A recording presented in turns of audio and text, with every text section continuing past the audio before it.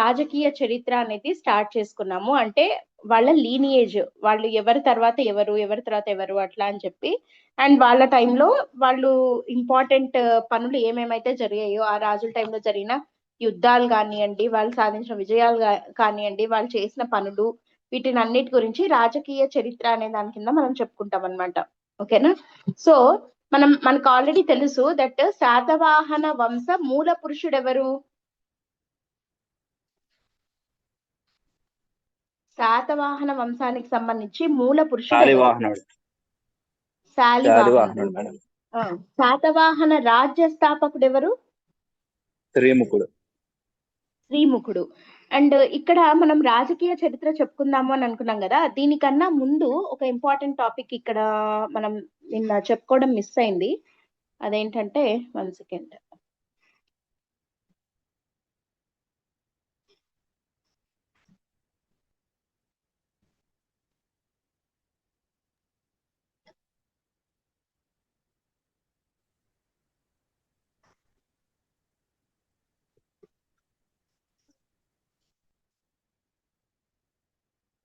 శాతవాహనుల జన్మస్థలం ఏది? శాతవాహనుల జన్మస్థలం అంటే వీళ్ళు ఏ ఏరియాకి చెందిన వాళ్ళు అనే దానికి సంబంధించి ఒక్కొక్కరు ఒక్కొక్క వాదనను వినిపించారనమాట. ఇక్కడ మనకి క్వశ్చన్స్ ఎట్లా అడుగుతుంటారు, మెయిన్స్ లో అయితే అడగరు. గ్రూప్ 1 మెయిన్స్ కి సంబంధించినంత వరకు అయితే అవసరం లేదు ఇది. బట్ గ్రూప్ 2 కి ప్రిపేర్ అయ్యే వాళ్ళు మాత్రం ఇది ఖచ్చితంగా ఫోకస్ చేయాల్సిన అంశం. ఎందుకంటే ఎట్లా క్వశ్చన్ అడుగుతారు అని అంటే, ఇక్కడ శాతవాహనుల జన్మస్థలము పలానా, అది ఏంటని మీకు చెప్తాను ఆగండి. ఫస్ట్ అయితే అసలు ముందు ఎన్ని రకాల వాదనలు ఉన్నాయి వీళ్ళ జన్మస్థలానికి సంబంధించి అంటే, మనకి మొత్తము 4 వాదనలు ఉన్నాయన్నమాట. వీళ్ళ జన్మస్థలం ఏది అని 4 రకాల వాదనలు వినపడుతుంటాయి. అవి ఏంటేంటి అనేది చూద్దాము.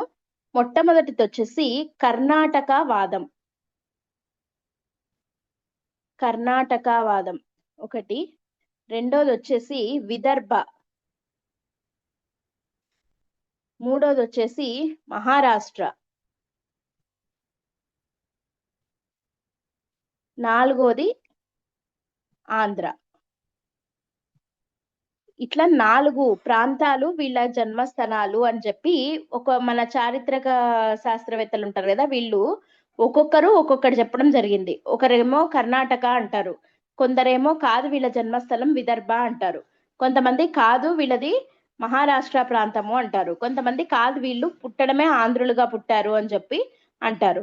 సో ఇప్పుడు ఈ 4 వాదనలు, ఆ వాదనలు చేసిన వాళ్ళు ఎవరు, వాళ్ళు ఏ బేసిస్ మీద ఆ మాట అంటున్నారు అనేది చూడాలి. ఖచ్చితంగా ఒక క్వశ్చన్ అయితే రావడానికి అవకాశం ఉన్న టాపిక్ అన్నమాట ఇది. ఏం టాపిక్ ఇది? శాతవాహనుల దేనికి సంబంధించిన సిద్ధాంతాల గురించి చెప్పుకోబోతున్నాం మనం ఇప్పుడు. జన్మస్థలానికి సంబంధించి ఏవేవి అని డౌట్లు చెప్తున్నారు, ఎక్కడెక్కడ అని అంటున్నారు చెప్పండి. ఒకటి కర్ణాటక, విదర్భ, మహారాష్ట్ర, ఆంధ్ర. కర్ణాటక, విదర్భ, మహారాష్ట్ర ఇంకా ఆంధ్ర. ఇప్పుడు కర్ణాటక అని చెప్పి వాదించే వాళ్ళు ఎవరు, వాళ్ళు ఏ ఆధారంతో వీళ్ళు కర్ణాటక వాళ్ళు శాతవాహనులు అని అంటున్నారు అనేది చూద్దాం. ఫస్ట్ కర్ణాటక అని చెప్పి వాదించే వాళ్ళ పేర్లు ఏంటి అని అంటే, ఆయన పేరు ఏంటి అని అంటే సూక్తంకార్. సూక్తంకార్ అనే ఆయన కర్ణాటక వాదాన్ని ముందుకు తీసుకొచ్చిన వ్యక్తి. ఈయన పేరు విఎస్ సుక్తాంకర్. సుక్తాంకర్ లేదంటే సుక్తాంకర్, ఒక్కొక్క చోట ఒక్కోలాగా ఉంటుంది. ఈయన శాతవాహనుల యొక్క జన్మస్థలము ఎక్కడ అంటున్నాడు? కర్ణాటక అంటున్నాం కదా, కర్ణాటకలో పర్టికులర్ గా ఎక్కడ అని ఈయన అంటున్నాడు అని అంటే బళ్ళారి అని అంటున్నాడు. ఎక్కడ? బళ్ళారి. కర్ణాటకలో బళ్ళారి ఉంది కదా. అవును మేడం. ఈ బళ్ళారి మనకు ఆంధ్ర కర్ణాటక బార్డర్ లో వస్తుంది కదా బళ్ళారి.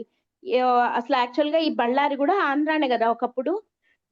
ఈ బళ్ళారి మనకి సీడెడ్ జిల్లాలలో కూడా బళ్ళారి ఉంటుంది చూడండి. హైదరాబాద్ నిజాము సీడెడ్ జిల్లాలు బ్రిటిష్ వాళ్ళకి వదులుకున్నాడు కదా సైన్య సహకార పద్ధతి కింద, వాటిల్లో బళ్ళారి ఉంటుంది చూడండి. కడప, కర్నూలు, అనంతపూరు, బళ్ళారి. వాటిని సీడెడ్ జిల్లాలు అంటాం యాక్చువల్ గా అయితే. సో బళ్ళారి కూడా ఒకప్పుడు ఆంధ్రానే. అయితే ఈ కర్ణాటకకి చెందిన బళ్ళారే శాతవాహనుల యొక్క జన్మస్థలము అని చెప్పిన ఆయన పేరేంటి? తుప్కాంకర్. తుప్కంకార్. ఓకేనా? దీనికి ఈయన ఈ బళ్ళారి వీళ్ళది అని చెప్పడానికి గల కారణం ఏంటి? కారణం ఏంటి అని అంటే, ఒక సెకండ్.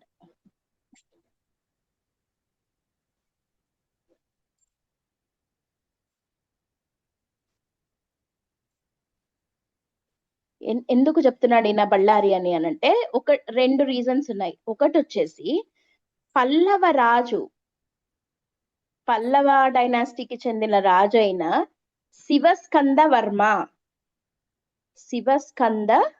వర్మ అనే ఆయన ఒక శాసనాన్ని వేయించాడు అనమాట. ఆ శాసనం పేరు హిరహడగల్లి శాసనం. ఏం శాసనం అది? హిరహడగల్లి శాసనం. ఈ హిరహడగల్లి శాసనం అనే శాసనంలో ఏమని ఉంటుందంటే, ఈయన తన సమకాలీన శాతవాహన రాజుల గురించి చెప్పడం జరిగింది. ఈ హిరహడగల్లి అనేది బళ్ళారికి దగ్గరలో ఉంటుంది. సో బళ్ళారికి దగ్గరలో ఉన్న హిరహడగల్లి శాసనంలో పల్లవరాజు శివస్కంద వర్మ శాతవాహనులను గురించి పేర్కొన్నాడు కాబట్టి శాతవాహనులు ఆ ఏరియా వాళ్ళే అని అంటున్నాడు. ఒకటి. రెండో కారణం ఏంటి అని అంటే, మనకి ఇంకొక శాసనము చెప్పండి. ఇది మూడో పులోమావి వేయించిన ఏం శాసనం బళ్ళారిలో ఉంది? మాకదోని శాసనం చెప్పుకున్నాం కదా. మాకదోని శాసనంలో ఏముంటది? గ్రామ రక్షకుడు. అదే, దాని పేరేంటి? గుల్మిక. గుర్తులేదా? గుల్మిక అనే పదం ఉండే మాకదోని శాసనము మూడో పులోమావి వేయించిండేది ఎక్కడుంది? బళ్ళారి ప్రాంతంలోనే కదా ఉంది. సో ఇవి రెండు కూడా ఈ కర్ణాటక వాదాన్ని బలపరుస్తున్నాయి. ఏదవి? పల్లవరాజు శివస్కంద వర్మ వేయించిన హిరహడగల్లి శాసనము, మూడో పులోమావి వేయించినటువంటి మాకదోని శాసనం. ఇవి రెండు బళ్ళారి దగ్గర దొరకడంతో శాతవాహన రాజుల యొక్క జన్మస్థలము కర్ణాటకలోని బళ్ళారి అని చెప్పి సూక్తంకార్ వాదించడం జరిగిందనమాట. సో ఇది కర్ణాటక వాదం. అర్థమైందా? అర్థమవుతుందా లేదా? అండ్ ఈ మాకదోని శాసనంలో గుల్మిక అనే పదమే కాకుండా శాతవాహనిహార అనే పదం కూడా ఉంటుంది. శాతవాహనిహార. మీకు మొన్న ఒకటి చెప్పాను, గుర్తుందా? మొత్తం రాజ్యాన్ని ఆహారాలుగా వీళ్ళు డివైడ్ చేశారు అని చెప్పి, గుర్తుందా? రాజ్యం మొత్తాన్ని ఇప్పుడు మనము సెంటర్ ని స్టేట్స్ గా డివైడ్ చేసినట్టు రాజ్యాన్ని వీళ్ళు ఆహారాలు అనే వాటిగా డివైడ్ చేశారు. ఎక్కడ చెప్పాను ఇది? గుర్తొచ్చిందా? కొడ్డూరాహార అని చెప్పాను. అరికమేడు కొడ్డూరా అని.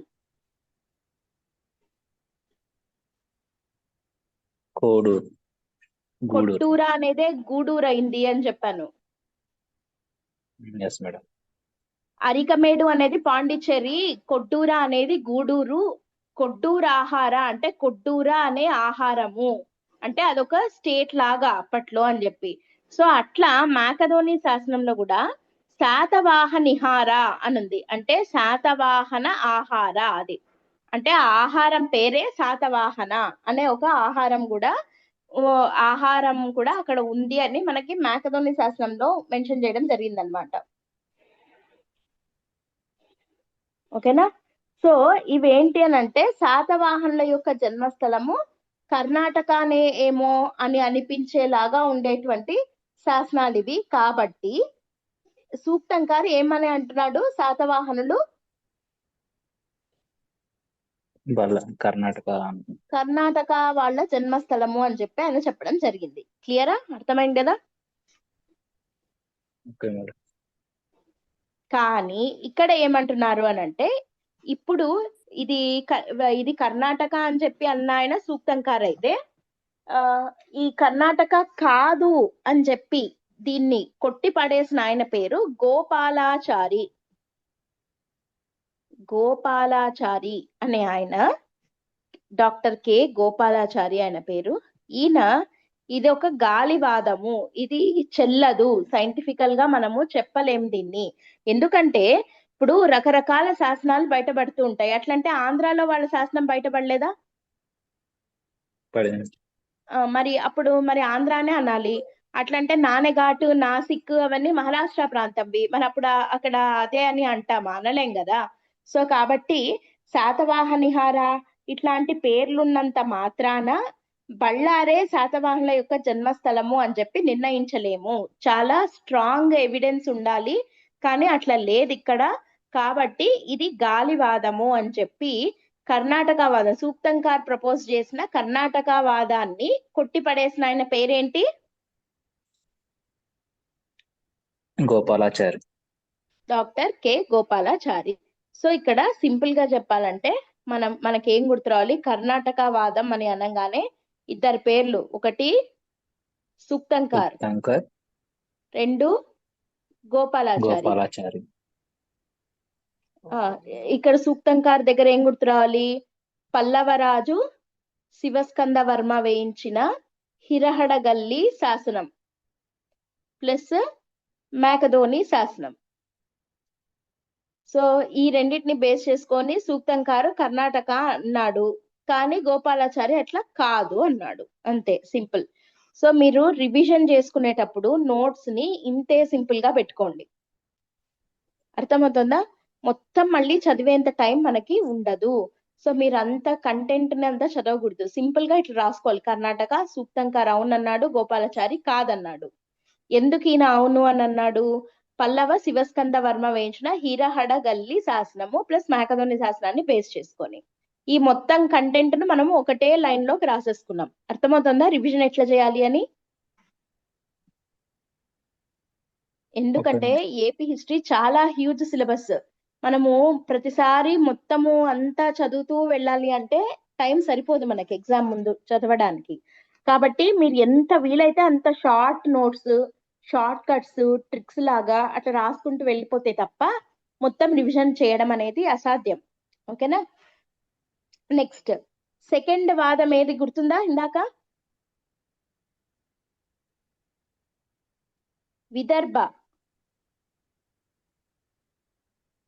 విదర్భవాదం కదా రెండోది. కర్ణాటక, విదర్భ, మహారాష్ట్ర, ఆంధ్ర కదా, అవునా కాదా? అవును మేడం. విదర్భవాదం అంటే శాతవాహనుల యొక్క జన్మస్థలము విదర్భ ప్రాంతము అని చెప్పి పేర్కొన్న వ్యక్తి పేరు వి మిరాసి. ఆయన పేరేంటి? వి మిరాసి అనే ఆయన పేర్కొనడం జరిగిందనమాట. ఇక్కడ ఈ వివి మిరాసి ఏ బేసిస్ మీద వీళ్ళది విదర్భ అని అంటున్నాడు అని అంటే, ఈ శాతవాహన రాజులను మనము మహాభారతంలో వాటిలో కూడా చెప్పుకున్నాం, ఆంధ్ర భృత్యులు అని అన్నారు అని. గుర్తుందా? ఫస్ట్ రోజు చెప్పుకున్నాం మనం, ఆంధ్ర భృత్యులు అని శాతవాహనుల్ని అన్నారు అని చెప్పి. సో వీళ్ళు ఆంధ్ర భృత్యులు అంటే వాళ్ళకి హెల్ప్ చేసేవాళ్ళు, అట్లా అంటే వాళ్ళకి సపోర్ట్ చేసేవాళ్ళు అన్నట్టు. సో ఇక్కడ ఆంధ్ర భృత్యులు అంటున్నారు, కానీ వీళ్ళు ఆంధ్ర భృత్యులు కానీ ఆంధ్రులు కాదు అనేది ఈయన వాదన. ఓకేనా? ఆంధ్ర భృత్యులు వీళ్ళు, అంతేగాని ఆంధ్రులు కాదు అని. అండ్ ఇది ఒక పాయింట్ అయితే, రెండోది ఏంటి? నాసిక్ దగ్గర ఏం శాసనం దొరికింది మనకి?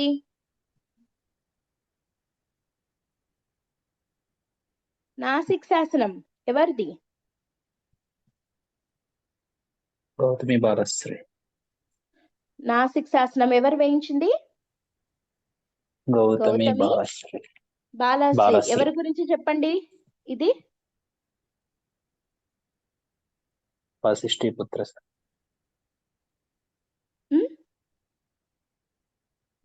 గౌతమిపుత్ర శాతకర్ణి గురించి. గౌతమిపుత్ర శాతకర్ణి గురించే కదా ఇది వేయించింది. Yes madam. సో ఇక్కడ గౌతమి బాలశ్రీ వేయించిన ఈ నాసిక్ శాసనంలో ఆమె తన కొడుకు గురించి అంతా చెప్పింది కదా గౌతమిపుత్ర శాతకర్ణి గురించి. సో అట్లా చెప్పేటప్పుడు గౌతమిపుత్ర శాతకర్ణిని ఏమని వర్ణించడం జరిగింది అని అంటే, ఈయనకు ఉన్న ఇంకొక పేరు, ఇది వెరీ వెరీ ఇంపార్టెంట్. మనం కొన్ని బిరుదులు చెప్పుకున్నాం, గుర్తుందా మీకు? ఏక బ్రాహ్మణ, క్షత్రియ దర్పమాన మర్దన, శకయవ్వన పహ్లవ నిఘాదన, క్షహరాట వంశ నిరవశేషకర, ఇట్లా చెప్పుకున్నాం, గుర్తుందా? త్రిసముద్రతోయ పీతవాహన్. త్రిసముద్రతోయ పీతవాహన, అట్లాంటి బిరుదులలో భాగంగా ఇంకొక బిరుదు కూడా ఉంది గౌతమిపుత్ర శాతకర్ణికి. ఏంటా బిరుదు అనంటే బెనకటక స్వామి. బెనకటక స్వామి. ఏం పేరు? బెనకటక స్వామి. బెనకటక స్వామి అని చెప్పి ఇది ఈయనను లైక్ ఈయనకు ఉన్నటువంటి బిరుదు అన్నమాట. ఈ బెనకటక స్వామి అనే దాంట్లో ఈ బెన అనుంది కదా, ఈ బెన అనే అసలు ఈ బెనకటక అంటే ఏంటి అని అంటే, బెన అనేది ఒక నది, బెనా నది అని ఉంది. బెనా నది. ఈ బెనా నది అని అంటే మనకి వేంగంగా అంటాం చూడండి. వేంగంగా అనే ఒక నది ఉంది, ఐడియా ఉందా? వైన్గంగా. వేన్గంగా అని చెప్పి ట్రైన్ పేరు కూడా ఉంది, వేన్గంగా ఎక్స్ప్రెస్ అని. వేన్గంగా అనే నది అన్నమాట ఇది. ఈ వేన్గంగానే బేన్ నది అయిందనమాట. సో ఈ బేన్ నది మీద గల కటకము, కటకము అని నిన్న మీకు చెప్పాను, గుర్తుందా? కటకం స్కందావారం అని. కంటోన్మెంట్. సో బేన్ నది మీద అంటే ఇక్కడ బేన్ నది అంటే ఏది? వేన్గంగా. ఈ వేన్గంగా నది దగ్గర ఉన్న కటకము అనేది వీళ్ళ యొక్క రాజధాని. అంటే బేన్ నది, ఈ వేన్గంగా నది ఎక్కడ వస్తుంది అంటే విదర్భ ప్రాంతంలో వస్తుంది అనమాట. ఓకేనా? సో ఈ విదర్భ ప్రాంతంలో ఉన్న వేంగంగా నది దగ్గర ఉన్న కటకాన్ని రాజధానిగా కలవాడు కాబట్టి దానికి ఈయన హెడ్ కాబట్టి బేన్ కటక స్వామి అనేది ఈయన బిరుదు. సో అట్లాంటి బిరుదు ఈయన తీసుకున్నాడు అనంటే అర్థం ఏంటి అంటే, విదర్భానే శాతవాహనుల యొక్క మొదటి జన్మస్థలము అని చెప్పి వివి మిరాసి వాదించడం జరిగింది. అర్థమైందా? మళ్ళీ చెప్పమంటారా? మిగతా వాళ్ళకి అర్థమవుతుందా? మళ్ళీ ఒక్కసారి రిపీట్ చేయండి మ్యామ్. విదర్భవాదం అమ్మ మొత్తం కర్ణాటక దగ్గర నుండా?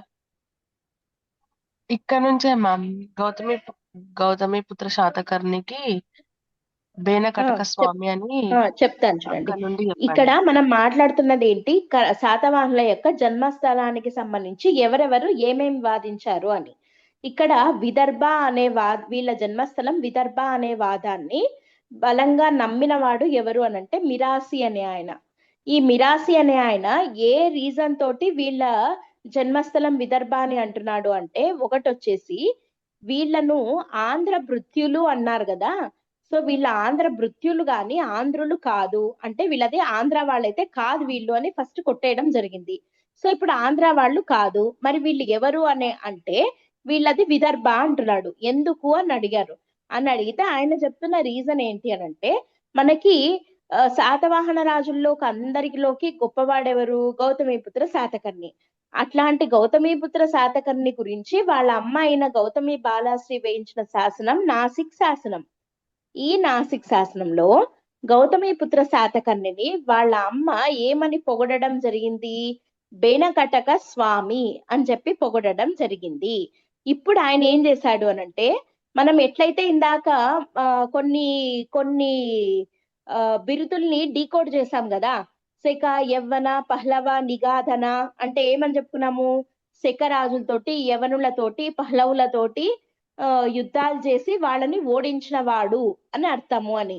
క్షహరాట వంశ నిరవశేషకర అంటే క్షహరాట వంశాన్ని అవశేషాలు లేకుండా తుడిచిపెట్టిన వాడు అని. ఈ బిరుదు ఎందుకు వచ్చింటుంది అని అంటే, నహపాణుణ్ణి ఓడించాడు కాబట్టి అని. సో అట్లా బిరుదుల్ని డీకోడ్ చేస్తున్నాం. అట్లా చేసుకుంటూ పోతే ఇక్కడ బెనకటక స్వామి అనే బిరుదుని ఈ మిరాసి డీకోడ్ చేసి ఏమంటున్నాడు అనంటే, ఇక్కడ బెన కటక అనుంది. బెన అనేది ఒక నది. అది వేన్గంగా నదినే వీళ్ళు బెన అని అన్నట్టున్నారు.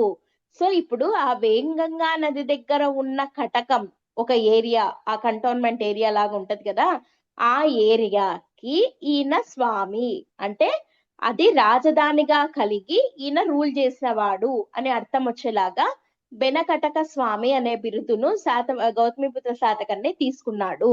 సో అది రాజధానిగా చేసుకున్నాడు అంటే అది వాళ్ళ జన్మస్థలం అయి ఉంటుంది కదా. అది ఎక్కడుంది? విదర్భ దగ్గరలో ఉంది.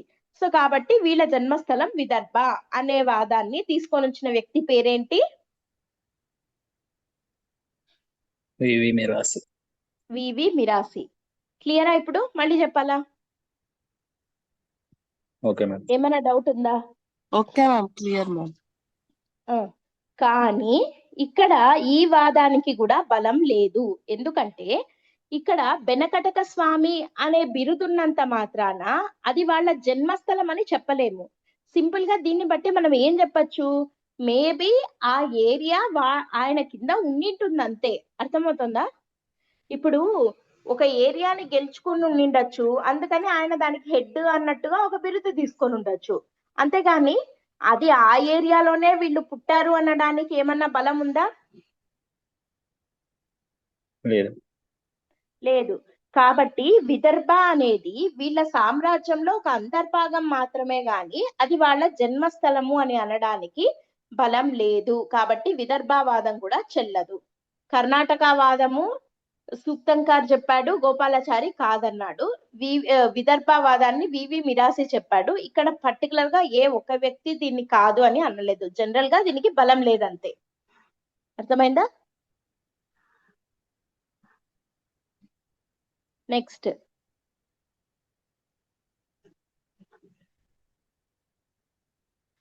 థర్డ్ వాదన ఏంటి?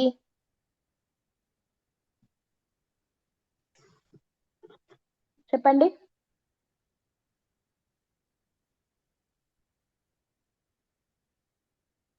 మూడో వాదన ఏంటి? వీళ్ళ జన్మస్థలం ఆంధ్ర. మూడోది మహారాష్ట్ర అన్నాం కదా. మహారాష్ట్ర. మహారాష్ట్ర.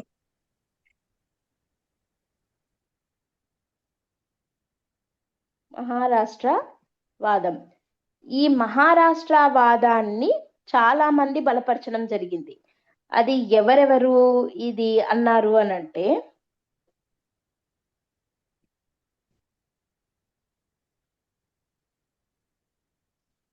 పిటి శ్రీనివాస అయ్యంగార్. పిటి శ్రీనివాస అయ్యంగార్. కర్ణాటక వాదాన్ని కాదన్న వ్యక్తి పేరు చెప్పండి. గోపాలాచారి. ఆయన బలపరిచిండేది మహారాష్ట్ర వాదం. Gopalachari and DC Sarkar. DC Sarkar మరియు భండారి. వీళ్ళందరూ మహారాష్ట్ర వాదాన్ని బలపరిచినటువంటి వ్యక్తులు. ఎవరెవరు? PT Srinivasa Iyengar, doctor K Gopalachari, DC Sarkar, Bhandari. వీళ్ళందరూ ఏ వాదాన్ని బలపరిచారు?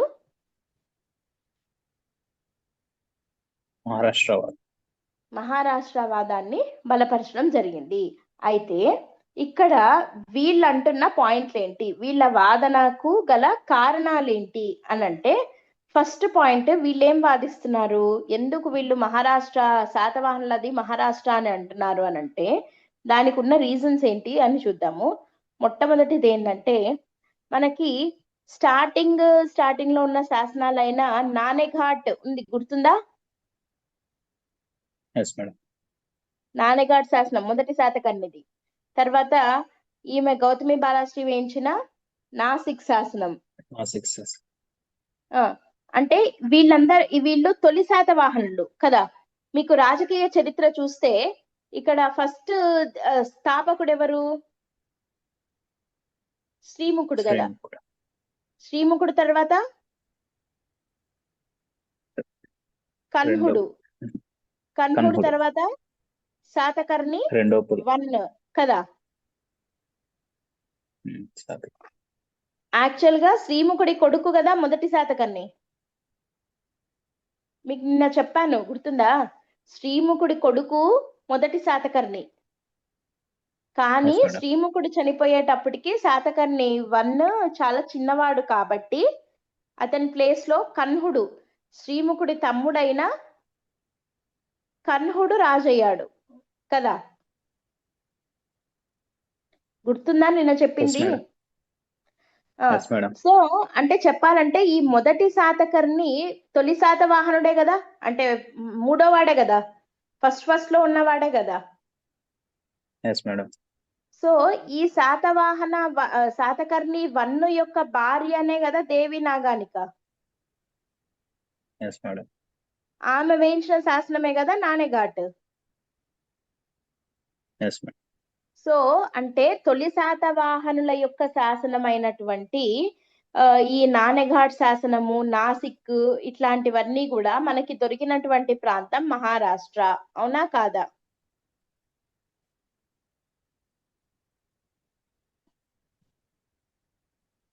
అవునా కాదా?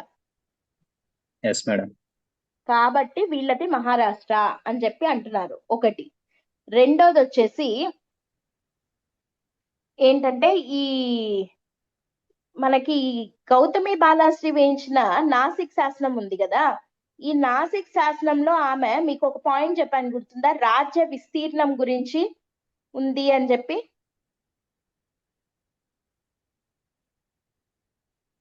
గౌతమిపుత్ర శాతకర్ణి యొక్క సామ్రాజ్య విస్తీర్ణం గురించి ఉంది అని చెప్పింది అని చెప్పాము, గుర్తుందా? Yes, madam. కానీ ఈ నాసిక్ శాసనంలో ఎక్కడ గౌతమి బాలాశ్రీ ఆంధ్ర ప్రాంతం గురించి పేర్కొనలేదు. ఆంధ్రాలోని ఏ ప్రాంతాలను పేర్కొనలేదు. అంటే వీళ్ళు ఆంధ్రాని గౌతమిపుత్ర శాతకర్ణి టైంకి ఇంకా ఆంధ్ర అతని పరిపాలనలోకి రాలేదేమో అనే ఒక డౌట్ వస్తుంది. అంతేనా కాదా? అండ్ అంతేకాకుండా మనకి వాసిష్ఠి పుత్రో పులోమావి టైంలో కదా మనకి ఫస్ట్ శాసనం దొరికింది ఆంధ్రాలో. Yes, madam. అమరావతి శాసనం. కాబట్టి అంటే అప్పటి వరకు ఒకవేళ ఆంధ్ర ప్రాంతం వీళ్ళ పరిపాలన కిందనే ఉండింటే మరి ఆంధ్రాలో వాసిష్ఠి పుత్ర పులమావి ఎన్నో రాజు మనకి? గౌతమిపుత్ర శాతకర్ణి 23వ వాడు కదా. 24. ఆయన కొడుకు ఈయన, అంటే ఈయన 24వ వాడు. మొత్తం మనకు ఉండేదే 30 మంది రాజులే కదా. Yes, madam. 30 మంది రాజుల్లో 24వ రాజు వరకు మనకు ఆంధ్రాలో ఒక్క శాసనం కూడా లేదు అని అంటే మేబీ వీళ్ళు ఈ ప్రాంతం వాళ్ళు కాదు అనే అనుకోవచ్చు, అనుకునేలాగా ఉంది కదా. Yes, madam. ఒకవేళ వాళ్ళ ఆంధ్ర ప్రాంతమే వాళ్ళ జన్మస్థలం అయితే మరి వీళ్ళు ఇక్కడే కదా శాసనాన్ని వేసిండాలి. 24వ రాజు వచ్చే వరకు ఒక్క శాసనం కూడా ఆంధ్ర ప్రాంతంలో లేదు అని అంటే వీళ్ళది మహారాష్ట్ర అనే అనుకోవాలి. ఎందుకంటే నాణెఘాట్ గాని నాసిక్ గాని దొరికినవంతా అక్కడే కాబట్టి. అంతేనా కాదా? Yes, madam.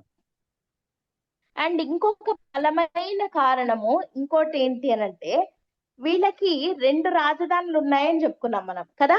వాటిల్లో మొదటిది ఏది, రెండోది ఏది? ప్రతిష్టానపురం మొదటి, రెండోది మొదటిది ఏది? అమరావతి. ప్రతిష్టానపురం. మొదటి చెప్పండి. ప్రతిష్టానపురం. ఈ ప్రతిష్టానపురమే ఇప్పుడు ఏమైంది? పైథాన్ అయింది. ఈ పైథాన్ ఎక్కడుంది? మహారాష్ట్రలో ఉంది. సో ఇప్పుడు వాళ్ళ మొట్టమొదటి రాజధాని ప్రతిష్టానపురం అయినప్పుడు ఈ ప్రతిష్టానపురం మహారాష్ట్రలో ఉన్నప్పుడు మరి వీళ్ళ జన్మస్థలం అదే అని కదా అనుకుంటాం. సో కాబట్టి మహారాష్ట్ర వాదాన్ని బలపరిచేందుకు ఇన్ని బలమైన కారణాలు ఉన్నాయి. అర్థమైందా? అయితే దీన్ని కాదని ఎవరు అనలేదు, కానీ దీనికన్నా సైంటిఫిక్ గా నెక్స్ట్ వాదన జరిగింది. అదే 4వది. అది ఏం వాదము? ఆంధ్రావాదం. ఆంధ్రవాదం. ఇది వెరీ వెరీ వెరీ ఇంపార్టెంట్. శాతవాహనులు ఆంధ్రులు అని చెప్పి వాదించిన వాళ్ళు ఎవరు, దానికి గల కారణాలు ఏంటి అనేది ఇప్పుడు చూద్దాం ఒకసారి. ఆంధ్రవాదాన్ని ముందుకు తీసుకొచ్చినటువంటి వాళ్ళ పేర్లు ఏంటి అని అంటే, ఒకటి RG Bhandarkar. RG Bhandarkar. Next VA Smith. VA Smith. మళ్ళీ బార్నెట్. బార్నెట్ అనే ఆయన. తర్వాత రాప్సన్ అనే ఆయన. Smith, Barnett, Raphson, Bhandarkar. ఈ చరిత్రకారులు ఏమని అభిప్రాయపడ్డారు? శాతవాహనులు ఆంధ్రులు అని చెప్పి అభిప్రాయపడడం జరిగింది. ఓకేనా?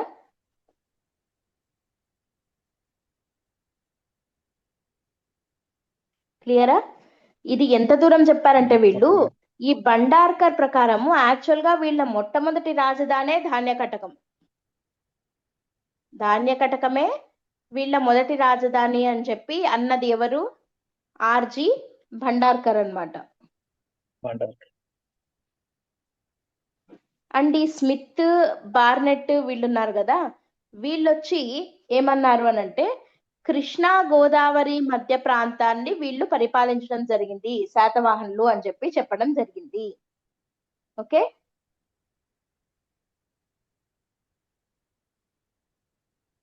అండ్ ఈ ఆర్జి భండార్కర్ వాదాన్ని బలపరచడానికి ఇంకొక ప్రూఫ్ ఉంది మన దగ్గర. అదేంటి అని అంటే, బౌద్ధ వాంగ్మయంలో శరివణిజ జాతకం అనే ఒక కథ ఉంది. ఏం కథ? జాతక కథలు అంటే ఐడియా ఉందా మీకు? జాతక కథలు అని అంటారు కదా, అంటే ఐడియా ఉందా? జాతక టేల్స్ అని చెప్పి అంటారు ఇంగ్లీష్ లో. జాతక కథలు. జాతక కథలు అంటే ఏంటి అంటే, బుద్ధుడి యొక్క ముందు జన్మలు ఉంటాయి చూడండి, వాటికి సంబంధించిన కథలన్నిటినీ కలిపితే జాతక కథలు అనే పేరుతో పిలుస్తారు. బౌద్ధ వాంగ్మయంలో అవి చాలా ఫేమస్. ఈ జాతక కథలు అంటే బుద్ధుడి గురించి, తర్వాత వీళ్ళు ఉంటారు కదా బోధిసత్వాస్, వాళ్ళని గురించి, వాళ్ళు చేసిన పనులు, వాళ్ళ యొక్క బోధనలు, వాటన్నిటి గురించి కథలు కథలుగా ఉంటాయన్నమాట. వాటిని జాతక కథలు అని అంటారు. అట్లాంటి కథల్లో శరివణిజ జాతకము అనేది చాలా ఫేమస్. ఈ శరివణిజ జాతకంలో ఏమని ఉంటుంది అని అంటే, తెలివాహన నది అనే ఒక నది ఉంది. ఈ తెలివాహన నది పైన కట్టిండేదే ఆంధ్ర నగరి. తెలివాహన నది పైన ఏం కట్టారు? ఆంధ్ర నగరి ఉంది. ఈ ఆంధ్ర నగరి శాతవాహనుల యొక్క తొలి రాజధాని అని చెప్పడం జరిగింది. మరి అసలు ఈ తెలివాహన నది అంటే ఏంటి?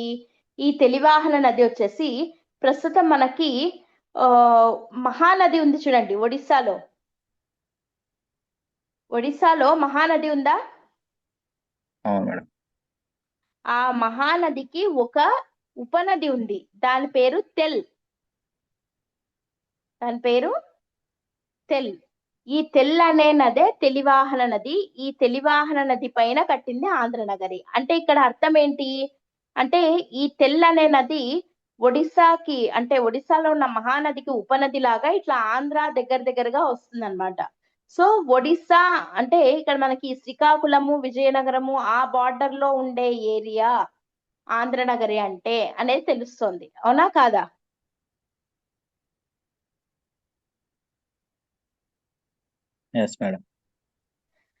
ఇది ఆర్జి భండార్కర్ అంటున్నది.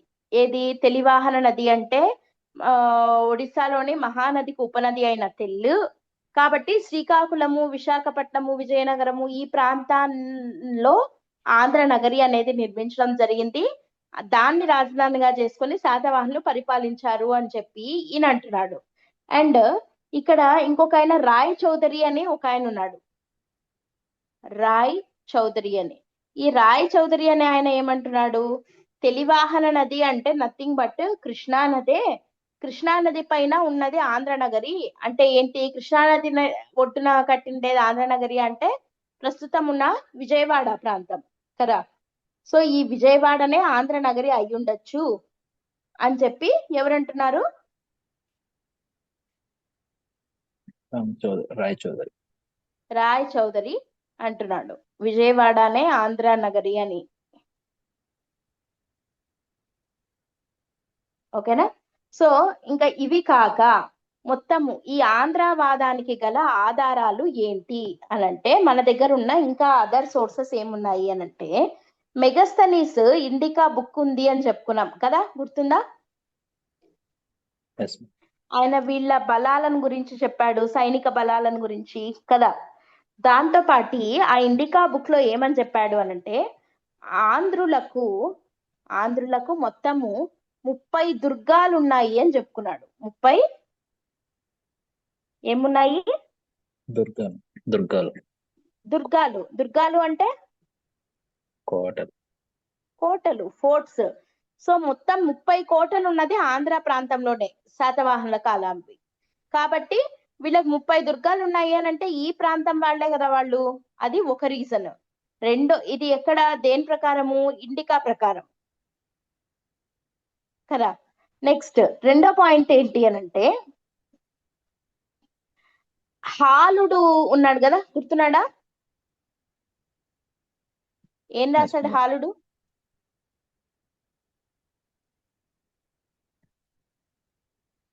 హాలుడు ఏం రాశాడు,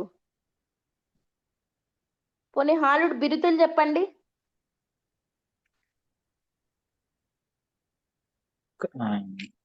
కవి,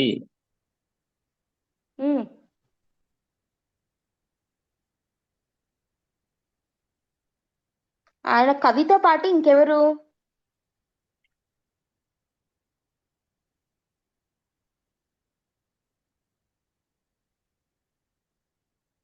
రాజు. మరి ఏంటి ఆయన బిరుదు, శాతవాహన రాజు. కవిరాజు. గుర్తులేదా, మీరు రివిజన్ కవిరాజు. చేయట్లేదా. కవిరాజు. కవిరాజు, కవివత్సలుడు అని చెప్పుకున్నాం, గుర్తులేదా. Yes madam. ఈయన రాసిన బుక్ ఏంటి, గాథా సప్తసతి. గాథా సప్తసతి 700 కథల పుస్తకం. 700 కథలు. మీరు రివిజన్ చేయట్లేదు, క్లాస్ అయిపోయిన తర్వాత ఒక్కసారి కూడా తిరిగి చూసినట్టు లేరు బుక్ ని. మిగతా ఎవ్వరు కూడా చెప్పట్లేదు అసలు. మీరు ఏపీ హిస్టరీ చాలా చాలా హ్యూజ్ సిలబస్. సిలబస్ కొంచెమే ఉన్నా కూడా మనకి హ్యూజ్ ఇన్ఫర్మేషన్ ఉంటుంది, విపరీతంగా ఫ్యాక్ట్స్ ఉంటాయి, నేర్చుకోవాలి, మనం బై హార్ట్ చేయాలి. మీరు ఇట్లా ఒకసారి చదివి నెక్స్ట్ డే క్లాస్ వచ్చే ముందు ఒక 5 నిమిషాలు కూడా అట్లీస్ట్ దాన్ని చూడకపోతే, చెప్పకపోతే మీకు గుర్తుకు రావు. అందులో ఒకటి చదవచ్చు ఇంకోటి వదిలేయచ్చు అన్నట్టు ఉండదు ఏపీ హిస్టరీ. ఏపీ హిస్టరీ మనం ఇచ్చే బుక్ కంటెంట్ ఏదైతే ఉంటుందో అది ఆ బుక్ లో ఉన్న ఫస్ట్ లైన్ నుంచి బుక్ మొత్తం లాస్ట్ లైన్ వరకు అక్షరం కూడా వదలకుండా చదివితేనే స్కోర్ వస్తుంది. మనం ఏదైతే వదిలేస్తామో అదే రావచ్చు, అదే వస్తుంది కూడా. యాక్చువల్ గా పలానా చాప్టర్ వదిలేయచ్చు, పలానా పేజ్ వదిలేయచ్చు. ఆ శాతవాహనంలో కూడా మళ్ళీ రాజకీయ చరిత్రలో ఈ రాజు గురించి అవసరం లేదు వదిలేయచ్చు అన్నట్టు అనడానికి లేదు. మనం క్లాస్ లో చెప్పేది కానీ బుక్ లో ఉండేది కానీ ఒక్క అక్షరం పక్కకు పోకుండా చదివితేనే స్కోర్ వస్తుంది. చాలా ఫ్యాక్చువల్ ఇన్ఫర్మేషన్ మీరు గుర్తుపెట్టుకోవాల్సి ఉంటుంది. మెమొరీ బేస్డ్ గానే ఉంటుంది ఇది. యాక్చువల్ గా కాన్సెప్ట్ కన్నా కూడా ఎక్కువ గుర్తుపెట్టుకోవాలి. ఎక్కువ గుర్తుపెట్టుకోవాలంటే ఎక్కువ సార్లు చదివి చదివి చదివి చదివి మైండ్ లోకి ఎక్కిచ్చేసుకోవాలి దాన్ని. హాలుడు అని అనగానే మీరు టక టక టక కవిరాజు, కవివత్సలుడు, గాథా సప్తసతి రాశాడు, ఏ భాషలో రాశాడు, ప్రాకృతంలో రాశాడు. దీంట్లో తెలుగు పదాలు ఉన్నాయి, అద్దం, మత్త, పొట్ట ఇట్లాంటి తెలుగు పదాలను మెన్షన్ చేయడం జరిగింది. ఇవి శాతవాహన కాలం నాటి సాంఘిక పరిస్థితులకు అద్దం పడుతుంది. ఈ 5 పాయింట్స్ ఇట్లా టక టక టక టక చెప్పేయాలన్నమాట. అండ్ వెంటనే దాని రిలేటెడ్ వెళ్ళిపోవాలి. హాలుడు సింహళ దేశ యువరాణి అయిన లీలావతిని పెళ్లి చేసుకున్నాడు. వాళ్ళిద్దరి పెళ్లి గురించి రాసిన బుక్కే లీలావతి పరిణయం. అది రాసిన ఆయన పేరు కుతూహలుడు. ఇట్లా చెప్పేయాలి, అర్థమవుతుందా? Okay madam. అట్లా మీరు ఎక్కువ సార్లు మెమరైజ్ చేసుకుంటూ వెళ్తేనే గుర్తుకొచ్చేది. సో హాలుడు గాథా సప్తశతి రాశాడు అని అన్నాం కదా. ఈ గాథా సప్తశతి రాసిన హాలుడి యొక్క వివాహం జరిగిండేది లీలావతితో జరిగింది అన్నాం కదా. లీలావతి పరిణయం గుర్తుందా ఇప్పుడన్నా? Yes madam. ఇది ఎక్కడ జరిగింది అని ఆ లీలావతి పరిణయంలో రాశాడు కుతూహలుడు అంటే, ద్రాక్షారామం ఉందే, తూర్పుగోదావరి జిల్లా. తూర్పుగోదావరి జిల్లా కాకినాడ దగ్గర వస్తుంది చూడండి ద్రాక్షారామం.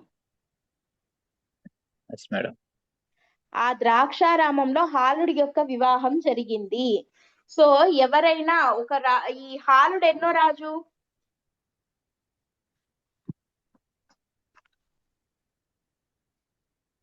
నిన్న చెప్పాను, గుర్తులేదా?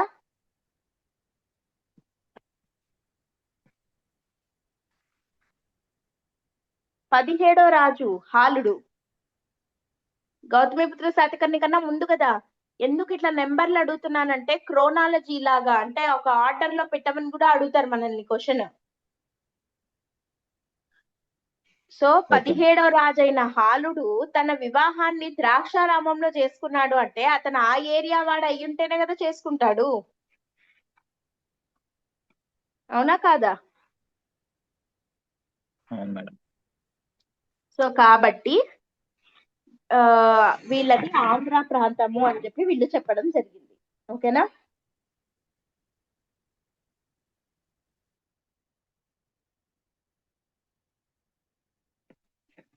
క్లియరా?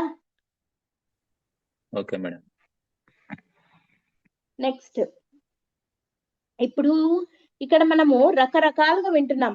ఆంధ్ర అని వింటున్నాము, తర్వాత శాతవాహన అని వింటున్నాము. ఇప్పుడు వీటిల్లో ఆంధ్ర అనేది ఏంటి, శాతవాహన అంటే ఏంటి, శాతకర్ణి అని అంటే ఏంటి, ఆ మూడింటికి తేడాలు ఏమన్నా ఉన్నాయా అంటే అక్కడ వాటి గురించిన అర్థాలు ఎవరు ఏమన్నారు అనేది చూద్దాము. ఇక్కడ ఆంధ్ర అనేది ఒకటి, శాతవాహన అనేది ఒకటి, శాతకర్ణి అనేది ఒకటి. ఈ మూడు వేరువేరా ఒకటేనా అంటే ఆంధ్ర అనేది ఒక జాతి మొత్తానికి ఉండే పేరు, జాతి నామం అనొచ్చు దీన్ని. అంతేనా? అంటే ఒక ప్రాంతానికి చెందిన జాతి వాళ్ళు అంటే ఆ ఏరియాలో ఉన్న ఎవరినైనా ఏమంటారు, ఆంధ్రులు అని అంటారు. సో ఆంధ్ర అనేది ఏంటి, ఒక వంశనామమా? జాతినామం. ఒక జాతి నామం మాత్రమే. ఇది ఒక రాజ్యం పేరు కాదు, ఒక వంశం పేరు కాదు, ఇది ఒక జాతి యొక్క పేరు. ఏం జాతి అది? ఆంధ్ర జాతి. కాబట్టి ఆ జాతి నామం ఏంటి? ఆంధ్ర. మరి శాతవాహన అనేది వంశం, వంశనామం. శాతవాహన అనేది వంశనామం. శాతకర్ణి అనేది ఇంటి పేరు. ఇంటి పేరు ఉంటది కదా, ఇనీషియల్, అది శాతకర్ణి. అందుకని గౌతమి పుత్ర శాతకర్ణి, వాసిష్ఠి పుత్ర శాతకర్ణి, కుంతల శాతకర్ణి ఇట్లా అంటాం. ఇవి ఇంటి పేరు. శాతవాహన అనేది వంశం పేరు, ఆంధ్ర అనేది జాతి పేరు. సో ఆంధ్ర జాతినామం, శాతవాహన అనేది వంశనామం, శాతకర్ణి అనేది ఇంటి పేరు. క్లియరా? అండ్ ఇక్కడ ఇంకొకటి వెరీ వెరీ ఇంపార్టెంట్ పాయింట్ మనం గుర్తుపెట్టుకోవాల్సింది ఏంటి అని అంటే, ఇక్కడ మనకి మనం చదివే బుక్ కూడా ఒకటి ఉంటది, బిఎస్ఎల్ హనుమంతరావు గారి బుక్. ఫస్ట్ క్లాస్ లో మీకు చెప్పానా చెప్పలేదు? బిఎస్ఎల్ హనుమంతరావు అని చెప్పి ఒక ఆథర్ రాసిన బుక్. ఈయన ఆ బుక్ చాలా బాగుంటది, కాకపోతే అంత గ్రాంధికంలో ఉంటది తెలుగు, కొంచెం అర్థం చేసుకోవడానికి టైం ఎక్కువ పడుతుంది. యాక్చువల్ గా అది చదివితే మంచిదే, కాకపోతే ఏంటంటే దాంట్లో మనకి ఈ రాజకీయ చరిత్ర వరకు బాగుంటుంది, కానీ దాంట్లో ఈ సాంఘిక పరిస్థితులు, మత పరిస్థితులు ఇట్లాంటి వాటి గురించి ఎక్కువగా మెన్షన్ చేయలేదు బిఎస్ఎల్ హనుమంతరావు గారి బుక్ లో. అండ్ దట్టు మనకి ఓన్లీ మధ్యయుగ ఆంధ్రదేశ చరిత్ర వరకు మాత్రమే ఉంటుంది. ఆధునిక ఆంధ్రదేశ చరిత్ర లేదు, ఎందుకంటే ఆయన అది రాస్తుండగానే మధ్యలో ఆయన చనిపోవడం జరిగింది. సో కాబట్టి బిఎస్ఎల్ హనుమంతరావు గారి బుక్ లో మనకి ప్రాచీన ఆంధ్రదేశ చరిత్ర, మధ్యయుగ ఆంధ్రదేశ చరిత్ర వరకే ఉంటుంది. ఆ బుక్ కంపల్సరీ, అది చాలా ఇంపార్టెంట్ సోర్స్ మనకి. కాకపోతే భాష అనేది చాలా గ్రాంధికంలో ఉంటుంది. నేను ఆ బుక్ ని తర్వాత జోగినాయుడు సార్ బుక్ ని, ఈ రెండింటిని రెఫర్ చేసుకుంటూ మీకు ఒక కన్సాలిడేటెడ్ నోట్స్ అనేది ఇవ్వడం జరుగుతుంది. ఓకేనా? మళ్ళీ మీరు బిఎస్ఎల్ హనుమంతరావు గారి బుక్ ఇబ్బంది పడి చదవాల్సిన అవసరం లేదు. అదంతా చదివి దాన్ని షార్ట్ నోట్స్ చేసుకొనే మీకు చెప్పడం జరుగుతుంది. ఓకేనా? సో ఈ బిఎస్ఎల్ హనుమంతరావు గారు కూడా ఒక పెద్ద మంచి చరిత్రకారుడు అన్నమాట. ఈయన ఆంధ్రదేశ చరిత్రను గురించి అధ్యయనం చేయడం జరిగింది. ఈయన ఏమని అన్నాడు అనంటే, బిఎస్ఎల్ హనుమంతరావు గారి ప్రకారము వీళ్ళ యొక్క రాజధాని అస్సక జనపదం. వీళ్ళ రాజధాని, శాతవాహనుల యొక్క రాజధాని ఏది? అష్టక జనపదం. అస్సక జనపదం. మనకి మొత్తం జనపదాలు ఎన్ని ఉన్నాయి చెప్పండి? మహాజనపదాలు. జనపదాలు అంటే ఐడియా ఉన్నాయా అసలు? ఐడియా లేదా? మనకి ఫస్ట్ సింధు నాగరికత ఉంది కదా, మన భారతదేశ చరిత్రకు వద్దాం ఒకసారి. ఫస్ట్ మనకి ఈ సింధు నాగరికత, ఇండస్ వ్యాలీ సివిలైజేషన్ తో మొదలవుతుంది కదా చరిత్ర. ఆ తర్వాత ఆర్యులు వచ్చారు కదా. ఈ తర్వాత ఏం జరిగింది? ఆర్యుల తర్వాత ఏం జరిగింది అని అంటే, ఈ మనకి ఈ జనపదులు అని అంటారు, జానపదులు అని అంటారు. జానపదులు అంటే మనకి ఈ ట్రైబల్స్ ఉంటారు చూడండి, కొండ ప్రాంతాల్లో నివసించే వాళ్ళు, వాళ్ళని జానపదులు అని అంటారు. ఈ జానపదులు ఒక కొన్ని గ్రూపులుగా, అంటే 1000 మంది ఒక చోట, 1000 మంది ఒక చోట, అట్లా నివాసాలు ఏర్పరచుకున్నారు.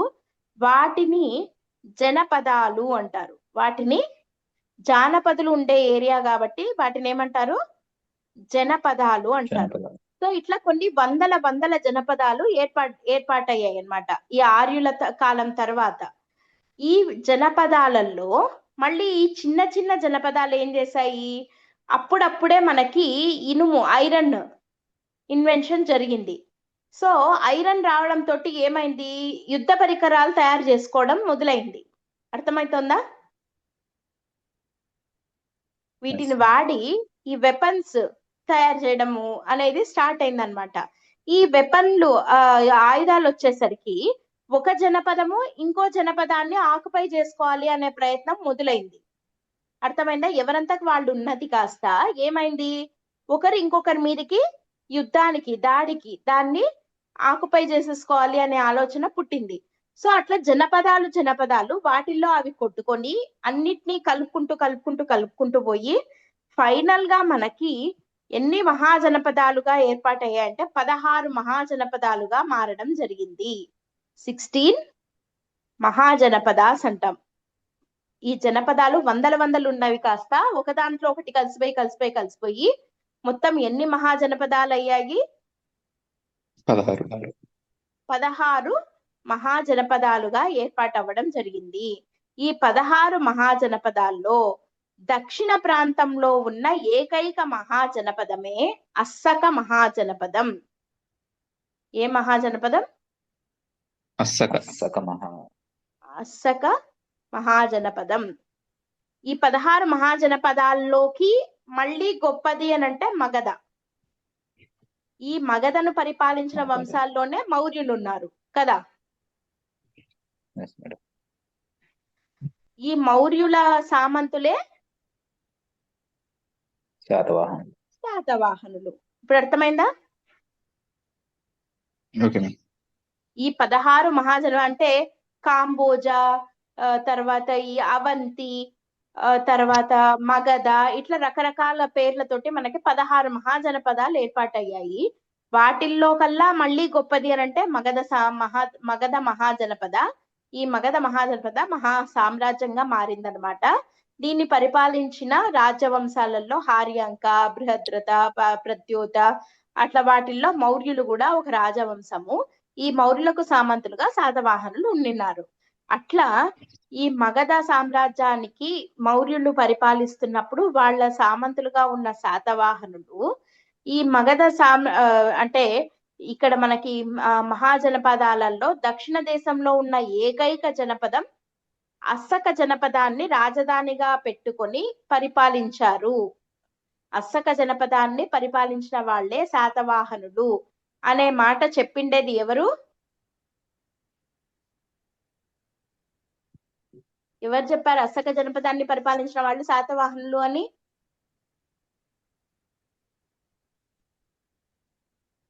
ఎవరు చెప్పారంటున్నాం?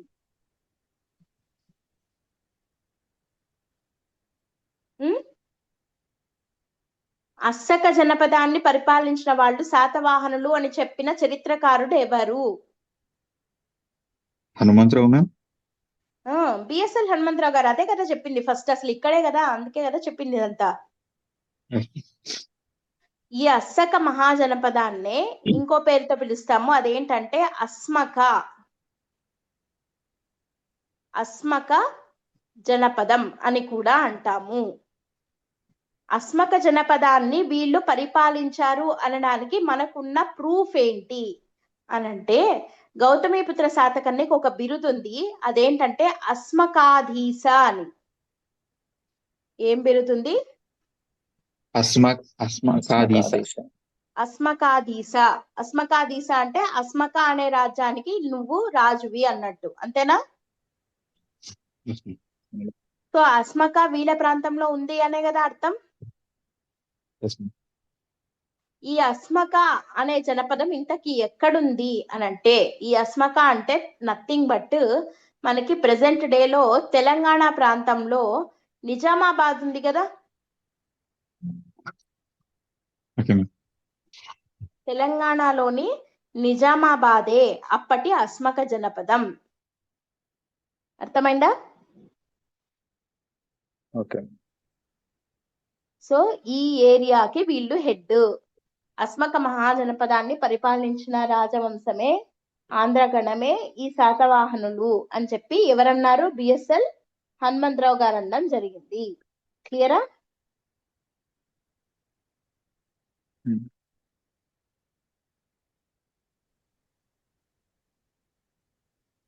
అర్థమైందా కాలేదా?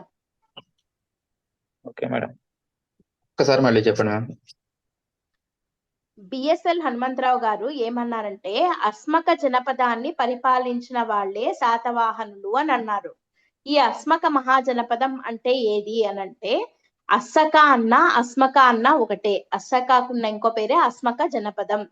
ఈ అస్మక జనపదాన్ని వీళ్ళు పరిపాలించారు అనడానికి ప్రూఫ్ ఏంటి అంటే, గౌతమిపుత్ర శాతకర్ణికి ఉన్నటువంటి ఒక బిరుదు అస్మకాధీసుడు. అస్మకాధీసుడు అంటే అస్మక అనే రాజ్యానికి హెడ్ అని. ఆ అస్మక అనంటే మనకి ప్రస్తుతం తెలంగాణ ప్రాంతమైన నిజామాబాద్, తెలంగాణలోని నిజామాబాదే ఒకప్పటి అస్మక సామ్రాజ్యం.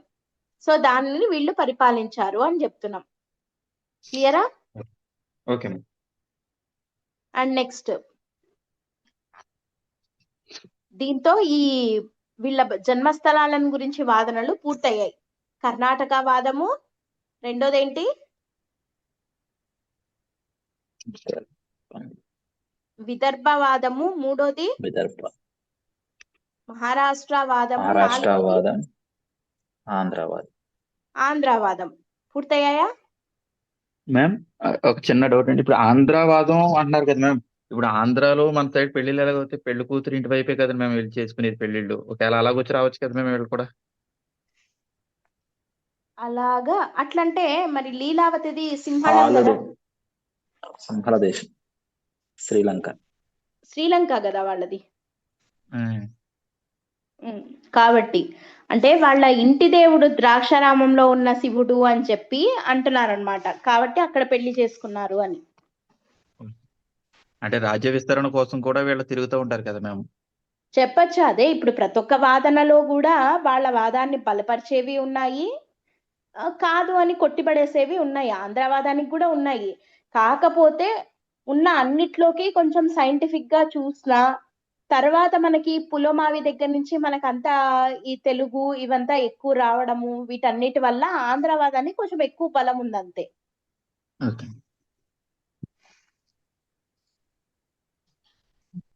ఓకేనా? Next okay ma'am. నెక్స్ట్ ఏంటి అని అంటే వంశనామానికి కూడా కొన్ని అనాలిసిస్లు ఉన్నాయి వీళ్ళవి. వీళ్ళ వంశనామం ఏంటి? శాంతం. శాతవాహన కదా. Yes, ma'am. సో ఈ శాతవాహన అనే దాని అర్థం ఏంటి? శాతవాహన అనే వంశానికి అర్థం ఏంటి అని అంటే ఒకటి ఫ్రిజులిస్కీ అని ఒక ఆయన ఉన్నాడు. ఫ్రిజులిస్కీ అనే ఒక చరిత్రకారుడు ఏమని అంటున్నాడు? ఫ్రిజులిస్కీ సిద్ధాంతం ఏం చెప్తున్నాడు? ఈ ఫ్రిజులిస్కీ అని ఆయన ఏం వాదిస్తున్నాడు అని అంటే మనకి పేరేంటి? శాతవాహన కదా. సో ఈయన ఏం వాదిస్తున్నాడు అనంటే వీటిల్లో శాత అంటే గుర్రం అని అర్థం వస్తుంది. శాత అంటే గుర్రం. శాత అంటే గుర్రము, వాహన అని అంటున్నాం కదా. సో ఇక్కడ ఆయన యాక్చువల్ గా శాత వాహన అనకుండా ఈయన దీన్ని ఏమంటున్నాడు అంటే హాన్ అంటున్నాడు. హాన్ అంటే కొడుకు అని అర్థం అంట. ఓకే. సో అంటే ఇక్కడ ఈయన ఏమంటున్నాడు అని అంటే శాతవాహన అంటే అర్థం ఏంటి అని అంటే శాత అంటే గుర్రం అంటున్నాం కదా. గుర్రానికి ఇంకో పేరు అశ్వం అని కూడా అంటాం కదా మనము. సో అశ్వమేధ యాగం హాన్ అంటే ఇక్కడ అశ్వమేధ యాగం చేసిన ఒక రాజు యొక్క కొడుకులు వీళ్ళు అనడానికి గుర్తుగా శాతవాహన అని వాళ్ళ వంశం పేరు వచ్చింది అని అంటున్నాడు. అర్థమైందా? మళ్ళీ చెప్పాలా? అర్థమైంది మ్యామ్. అశ్వమేధ యాగం చేసిన ఒక రాజు యొక్క సంతతి వీళ్ళంతా అనడానికి గుర్తుగా వాళ్ళ వంశం యొక్క పేరును శాతవాహన అని పెట్టుకున్నారు అని చెప్పి ఎవరంటున్నారు?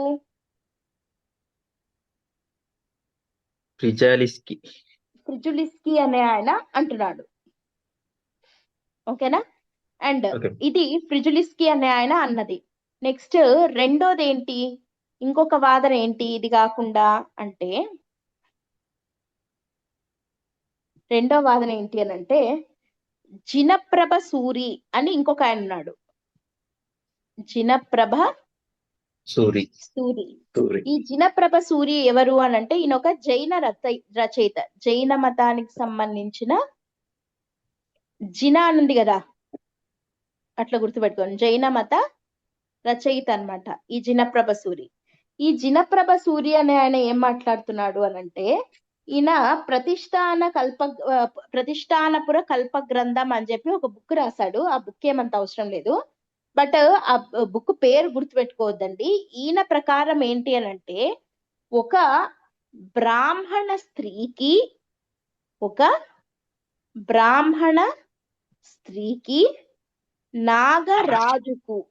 నాగుల యొక్క రాజుకు బ్రాహ్మణ స్త్రీకి పుట్టిన సంతానమే ఈ శాతవాహనులు అని అంటున్నాడు. ఎవరెవరికి పుట్టారు?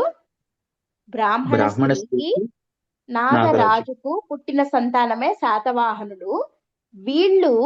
వీళ్ళు శతాది వాహనాలను దానం చేశారు. అంటే 100 పైగా కొన్ని దాన ధర్మాలు చేశారు కాబట్టి వీళ్ళకు శాతవాహనులు అనే పేరు వచ్చింది అన్నది ఈ జినప్రభ సూరి యొక్క వాదన. అర్థమైందా? వీళ్ళు 100 పైనగా ఉన్న వాహనాలను దానం చేశారు కాబట్టి వీళ్ళకు శాతవాహన అనే పేరు వచ్చింది అని చెప్పి జినప్రభ సూరి వాదిస్తున్నాడు. ఫ్రిజులిస్కీ ఏం వాదిస్తున్నాడు? అశ్వమేధ యాగం చేసిన రాజు యొక్క పిల్లలు కాబట్టి వీళ్ళకు శాతవాహన అనే పేరు వచ్చింది అని ఆయన అంటున్నాడు. ఓకేనా? అండ్ మూడోది వచ్చేసి దీపకర్ణి కథ.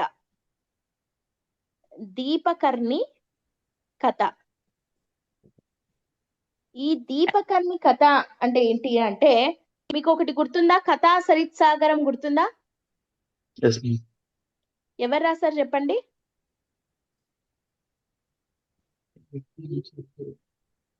అదే చెప్తున్నాను, మీరు రివిజన్ చేయట్లేదు అని. రివర్స్ లో వెళ్దాం చూడండి, టకటకటకా చెప్పేయాలి.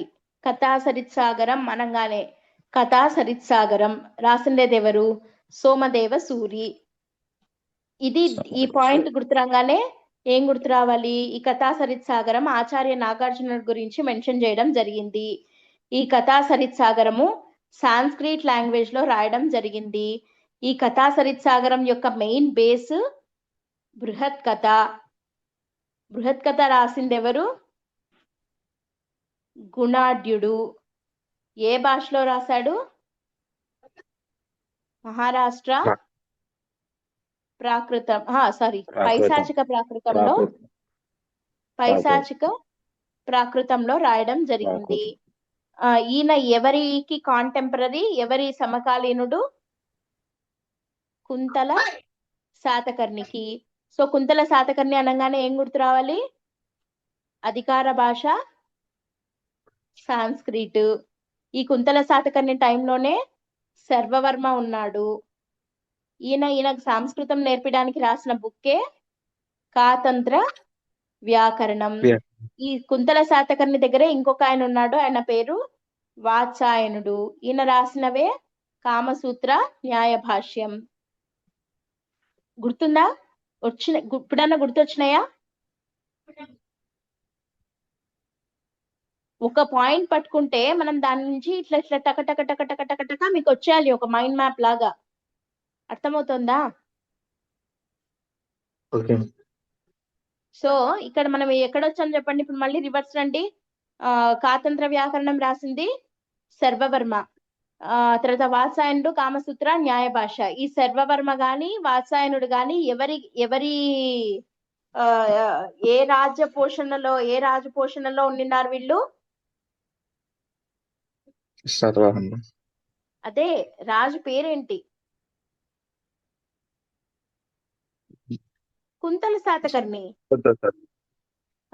ఆయన అధికార భాష సంస్కృతం. కుంతల శాతకర్ణి దగ్గర ఉన్న ఇంకొక ఆయన గుణాఢ్యుడు. గుణాఢ్యుడు బృహత్ కథ రాస్తే అయితే ఆయన పైశాచిక ప్రాకృతంలో రాశాడని చెప్పి ఈయన ఆదరించలేదు కదా గుణాఢ్యుడిని. అందుకనే కదా గుణాఢ్యుడు మొత్తం బుక్కుని తగలబెట్టేస్తాడు. అప్పుడు మిగిలిపోయిన కొంత పార్ట్తో ఆ బృహత్ కథలో ఉన్న కొంత పార్ట్ని బేస్ చేసుకొని రాసిన బుక్కులలో ఒక బుక్కే కథా సరిత్సాగరం. ఎవరు రాశారు? సోమదేవ సూరి సంస్కృతంలో రాశాడు. ఆచార్య నాగార్జునకి సంబంధించిన బుక్ అన్నమాట ఇది. ఆ కథా సరిత్సాగరంలో ఒక కథ ఉంది, దాని పేరు దీపకర్ణి కథ. దాని పేరు దీపకర్ణి కథ. ఈ దీపకర్ణి కథ ప్రకారము సాతుడు అనే ఒక ఆయనకి ఒక బ్రాహ్మణ స్త్రీకి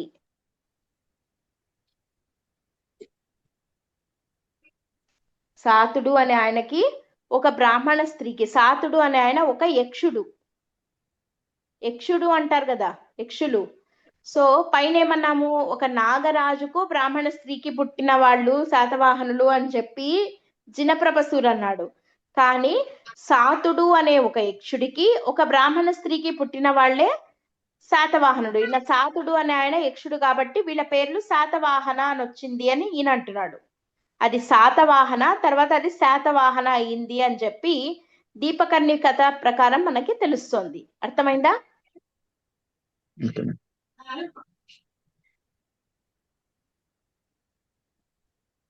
అర్థమవుతుందా? Okay madam.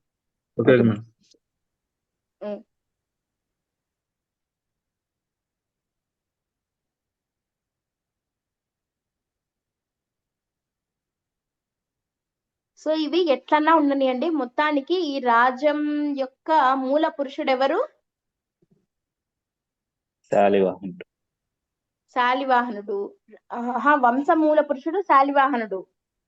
మరి రాజ్యం స్థాపకుడు శ్రీముఖుడు. సరే, ఇప్పుడు అది వంశనామం అయిపోయింది. ఇప్పుడు కులం.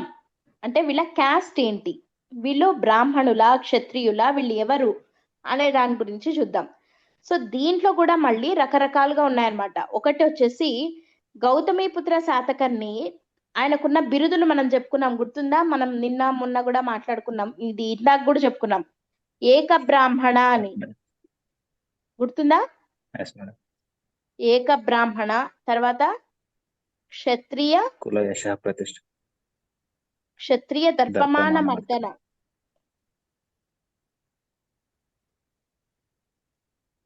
కదా. తర్వాత ఇంకొక బిరుదు కూడా ఉంది ఈయనకి, అదేంటంటే ద్విజవర కుటుంబ వర్ధన. ద్విజవర కుటుంబ వర్ధన, వర్ధన. వర్ధన మర్దన కాదు. ఓకే, పైనది క్షత్రియ దర్పమాన మర్దన, ఇది ద్విజవర కుటుంబ వర్ధన. ఓకే, సో ఒకసారి ఈ టైటిల్స్ ని చూస్తే ఏక బ్రాహ్మణ అంటే బ్రాహ్మణుడు, అంటే అద్వితీయమైన బ్రాహ్మణుడు అని, అంటే ఈయన వన్ అండ్ ఓన్లీ వన్ అంటాం చూడండి, అట్లా ఏకైక వ్యక్తి అంటామే, అట్లా అట్లా ఈయనకున్న బిరుదు ఏక బ్రాహ్మణ, అంటే ఇట్లాంటి బ్రాహ్మణుడు ఇంకొకడు లేడు అనేటువంటి బ్రాహ్మణుడు. ఎవరు? శాతకర్ణి. గౌతమిపుత్ర గౌతమిపుత్ర శాతకర్ణి. శాతకర్ణి. అండ్ రెండోది ఏంటి? క్షత్రియ దర్పమాన మర్దన, అంటే క్షత్రియుల యొక్క దర్పాన్ని అణిచివేసిన వాడు అని, కదా. సో క్షత్రియుల దర్పాన్ని అణిచివేసిన వాడు అయితే ఈయన క్షత్రియుడు అవుతాడా? అవుడు. అవ్వడు, కాబట్టి కాదు. నెక్స్ట్ మూడోది చూడండి, మరి ఈయన ఎవరై ఉండొచ్చు? ద్విజ వర కుటుంబ వర్ధన. ఇక్కడ వర్ధన అంటే పోషించిన వాడు అని, వర్ధింపజేసిన వాడు అంటే బాగా పెంచి పోషించడం అంటామే, అట్లా. సో ఇక్కడ ద్విజవర కుటుంబ అని అంటాం. అంటే ద్విజులు అంటే బ్రాహ్మణులు అని అర్థం. ద్విజులు అంటే బ్రాహ్మణుడు. బ్రాహ్మణులు అని అర్థం. సో ద్విజవర కుటుంబ వర్ధన అంటే బ్రాహ్మణుల యొక్క కుటుంబాల కోసం పాటుపడిన వాడు అని. ద్విజవర కుటుంబ వర్ధన అంటే బ్రాహ్మణుల యొక్క యోగక్షేమాల కోసం పాటుపడిన వాడు అని. సో ఇక్కడ క్షత్రియుల దర్పాన్నేమో అణిచివేస్తున్నాడు, ఇక్కడ బ్రాహ్మణుల కుటుంబాలనేమో పెంచి పోషిస్తున్నాడు. అండ్ ఇక్కడ ఏక బ్రాహ్మణ, అద్వితీయమైన బ్రాహ్మణుడు, ఈయనలాగా ఇంకొకరు లేరు బ్రాహ్మణుడు అనే ఒక బిరుదును కూడా ఈయన తీసుకున్నాడు. సో వీటన్నిటిని బట్టి మనకి ఏం తెలుస్తోంది? వీళ్ళు నాసిక్ శాసనంలోని గౌతమిపుత్ర శాతకర్ణికున్న ఈ బిరుదులను బట్టి మనము ఏమని అనొచ్చు? వీళ్ళని బ్రాహ్మణుడు. బ్రాహ్మణులు అని అనొచ్చు, అంతేనా కాదా? అవునా కాదా? Yes madam. అండ్ ఇంకొకటి కూడా చూడండి, మనము పైన వంశనామం చెప్పుకునేటప్పుడు ఇక్కడ ఆ ఇది జినప్రభ సూరిది, ఇక్కడ జినప్రభ సూరి దగ్గర కానీ, జినప్రభ సూరి దగ్గర ఏం చెప్పుకున్నాము? బ్రాహ్మణ స్త్రీ అని అన్నాం కదా. అండ్ దీపకర్ణి కథ దగ్గర కూడా సాతుడు అనే యక్షుడికి ఒక బ్రాహ్మణ స్త్రీకి పుట్టిన వాళ్ళు అని అన్నాం, అవునా? ఎస్. సో ఇక్కడ కథలు మారిన, ఇక్కడ తండ్రులు అంటే నాగరాజా లేకపోతే యక్షుడిగా అనేది మారింది, కానీ తల్లి మాత్రము రెండు చోట్ల ఏమనే ఉంది? బ్రాహ్మణ స్త్రీ. బ్రాహ్మణ స్త్రీ అనే ఉంది కదా. అండ్ దాంతో పాటు వీళ్ళు తమ తల్లులకు గౌరవం ఇస్తూ తమ తల్లుల పేర్లు పెట్టుకున్నారు కదా. Yes madam. సో అంటే వాళ్ళని వాళ్ళు బ్రాహ్మణ రక్తం మాది అని చెప్పుకోవడానికి ఇష్టపడ్డారు, కాబట్టి వీళ్ళు బ్రాహ్మణులే అనేది కూడా ఒక బలం చేకూరుస్తోంది. అర్థమైందా?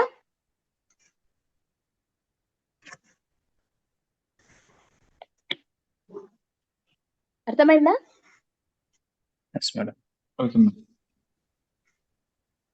ఎస్, అది వీళ్ళు బ్రాహ్మణులు అని అనడానికి కారణమైందనమాట. అండ్ ఇంకొకటి ఏంటి అని అంటే, వన్ సెకండ్,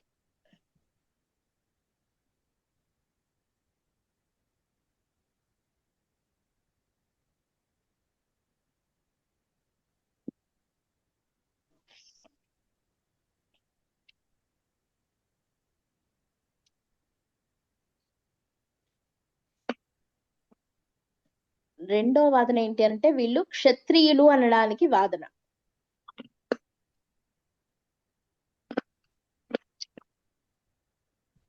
క్షత్రియులు అనడానికి వాదన ఏంటి అని అంటే ఇక్కడ నాసిక్ శాసనంలోనే కదా గౌతమిపుత్ర శాతకర్ణిని ఏకబ్రాహ్మణ అని వాళ్ళ అమ్మగారు అనింది. కానీ అదే నాసిక్ శాసనంలో గౌతమి బాలాశ్రీ తనని తాను రాజర్షి పత్ని అని చెప్పుకునింది. ఏమని చెప్పుకునింది?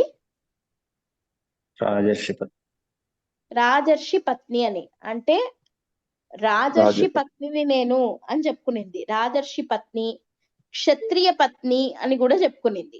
ఏమనింది? క్షత్రియ పత్ని. క్షత్రియ పత్ని అని. అంటే క్షత్రియ పత్నిని అంటే మా ఆయన క్షత్రియుడు అని అంటున్నట్టు, అంతేనా కాదా ఆమె? సో అంటే వీళ్ళు క్షత్రియులనే అనాలి కదా, అదొకటి. అండ్ ఇంకోటి ఏంటి అని అంటే వీళ్ళు అశ్వమేధ యాగము, తర్వాత రాజసూయ యాగము ఇట్లాంటి యాగాలు చేశారు. అశ్వమేధ, రాజసూయ ఇట్లాంటి యాగాలు చేయడం జరిగింది. సో ఇక్కడ దీన్ని బట్టి మనకి ఏం తెలుస్తుంది అని అంటే వీళ్ళ యాక్చువల్ గా క్షత్రియులే అయ్యుంటారు. కానీ అప్పట్లో బ్రాహ్మణుల యొక్క ఆధిపత్యం ఉన్నింది కాబట్టి వీళ్ళు కొన్ని యజ్ఞయాగాది క్రతువులను చేసి బ్రాహ్మణత్వాన్ని పొందడం జరిగింది. అంటే క్యాస్ట్ చేంజ్ చేసుకోవడం జరిగింది అని అనొచ్చు అనే ఒక వాదన వినిపిస్తోంది. అర్థమైందా?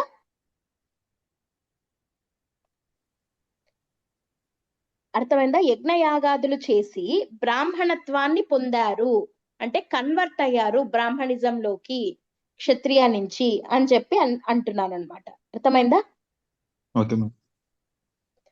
సో ఇది కులం ఏది అని అంటే అయితే బ్రాహ్మణులు అంటున్నాము, తర్వాత క్షత్రియులు అంటున్నాం.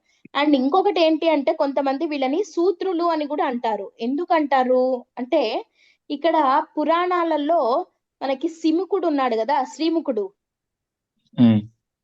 ఆయనను మిశ్రమ కులానికి చెందినవాడు అని ఉంటది పురాణాల్లో. మిశ్రమ కులానికి చెందినవాడు అని అంటారు అనమాట. మిశ్రమ కులము అని అంటే ఇక్కడ ఇంకొకటి మిశ్రమ కులానికి చెందినవాడు ఒకటి, ప్లస్ పురాణాల ప్రకారము శాతవాహన అనే దానికి శాతవాహన అనే దానికి అర్థం ఏంటి అని అంటే రైతు అని అంట. రైతు అని అంటే గుర్రాల చేత దున్నిచ్చి పొలాలను పండించేవాళ్ళు అని అంట. శాతవాహన అంటే అర్థం. అంటే ఇక్కడ కూడా శాత అంటే గుర్రమే, అయితే వాటిని వాహనాలుగా చేసుకొని పొలాన్ని దున్నిచ్చి పండించేవాళ్ళు అంటే రైతులు. సో రైతులు అంటే శూద్రులు అని అంటారు కాబట్టి శాతవాహనులు శూద్రులు అనే వాదన కూడా ఉంది. కానీ ఇవేవి కరెక్ట్ కాదు. ఎక్కువ బలమైనది ఏంటి అని అంటే బ్రాహ్మణ కులానికి చెందిన వాళ్ళు అనేదే బలమైన వాదన. క్లియరా? మ్యామ్ ఒకవేళ ఎగ్జామ్ లో 3 ఇస్తే ఏం చేయాలి మ్యామ్? అట్లా ఇట్లాంటివి ఇవ్వరు మనకి. ఏమి ఇస్తారంటే ఇవి మనం చెప్పుకునే దేనికంటే ఈ టైటిల్స్, ఈ బిరుదులు గుర్తుపెట్టుకోవడానికి చెప్పుకోవాలి.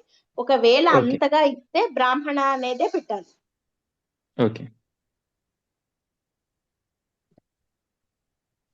ఓకేనా? అండ్ ఇక్కడ రాజకీయ చరిత్ర మొదలు పెట్టే కన్నా ముందు ఇంకొక చిన్న 2-3 పాయింట్లు ఉన్నాయి. అదేంటంటే శాతవాహనులు మనము శాతవాహన రాజులు మొత్తం ఎంతమంది?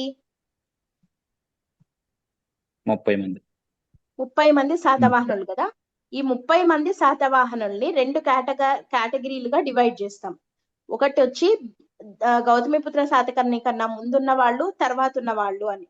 అంటే 1 నుంచి 23 వరకు ఉన్న శాతవాహనులు ఒక కేటగిరీ, 24 నుంచి 30 వరకు ఉన్న వాళ్ళు ఇంకో కేటగిరీ. వీళ్ళని తొలి శాతవాహనులు అంటాము, వీళ్ళని మలి శాతవాహనులు అంటాం. ఓకేనా? తొలి శాతవాహనులు, మలి శాతవాహనులు అని.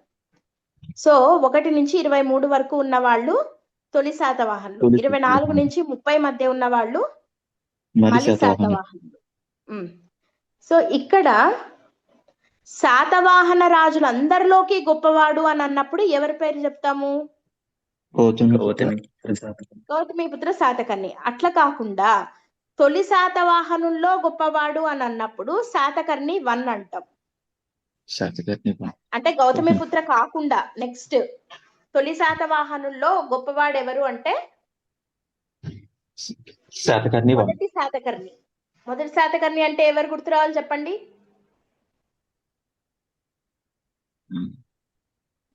దేవి నాగానిక, ఆ, నానేఘాట్ దేవి శాసనం. నాగానిక, నానేఘాటు, ఇంకా అవన్నీ గుర్తు రావాలి. అప్రతిహత చక్ర, దక్షిణ పదపతి, ఇవన్నీ గుర్తుకొచ్చేయాలి. మొదటి శాతకర్ణి తొలి శాతవాహన రాజుల్లో కల్లా గొప్పవాడు. ఈయన ఎన్నో రాజు చెప్పండి? మూడో రోజు. మూడో రాజు. గుడ్. నెక్స్ట్ మలి శాతవాహనుల్లో గొప్పవాడు అంటే 24 నుంచి 30 మధ్యలో ఉన్న రాజుల్లో గొప్ప శాతవాహన రాజు ఎవరు అనంటే యజ్ఞశ్రీ శాతకర్ణి. ఎవరు? యజ్ఞశ్రీ శాతకర్ణి. యజ్ఞశ్రీ శాతకర్ణి అనగానే మీకు ఏం గుర్తు రావాలని చెప్పాను? ఓడ తెరచేప. గుడ్. తెరచాప. ఓడ, తెరచాప. తెరచాప. తర్వాత ఈయన ఆచార్య నాగార్జునుడికి సమకాలీనుడు. సమకాలీనుడు. పారావత మహావిహారాన్ని కట్టించాడు అని చెప్పుకున్నాం కదా. Yes madam. ఇదే నాగార్జున కొండ అయింది అని చెప్పి.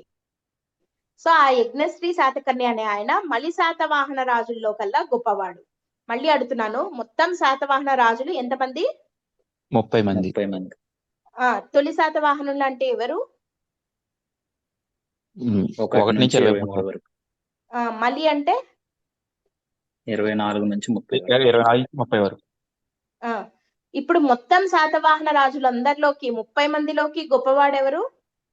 యజ్ఞశ్రీ శాతకర్ణి. గౌతమిపుత్ర శాతకర్ణి. మొదటి వాడెవరు? మొదటి శాతకర్ణి. శాతవాహన రాజుల్లో మొదటి వాడెవరు? శ్రీముఖుడు. శ్రీముఖుడు. గొప్పవాడెవరు? మొదటి శాతకర్ణి. గొప్పవాడు మొత్తం మీద అయితే అందరిలోకి గొప్పవాడు గౌతమిపుత్ర శాతకర్ణి. గౌతమిపుత్ర శాతకర్ణి. అందరిలోకి చివరి వాడు మూడో పులోమావి. అందరిలోకి రాజ్య భాషను మార్చిన వాడు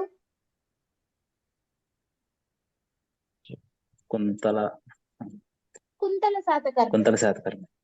తొలి శాతవాహనుల్లో గొప్పవాడు మొదటి శాతకర్ణి. మలి శాతవాహనుల్లో గొప్పవాడు యజ్ఞశ్రీ శాతకర్ణి.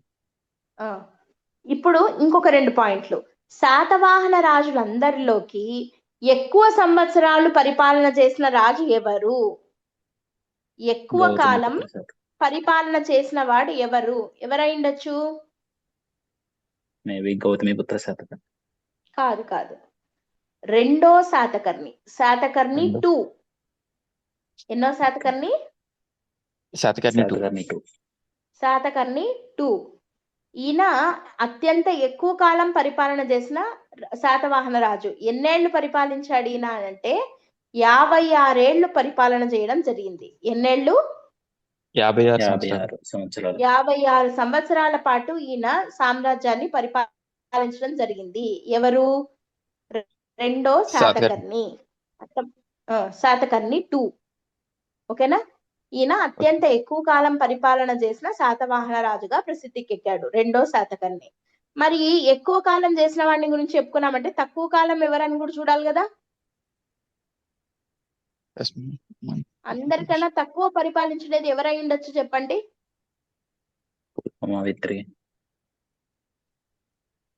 కవిరాజ్ ఎవరు? హాలుడు. అత్యంత తక్కువ కాలం పరిపాలించిన రాజు హాలుడు. ఈయన కేవలం 5 ఏళ్లు, మన ఎమ్మెల్యేలు ఎంపీలాగా 5 ఏళ్లు మాత్రమే పరిపాలించాడు. ఎన్నేళ్లు? 5 సంవత్సరాలు.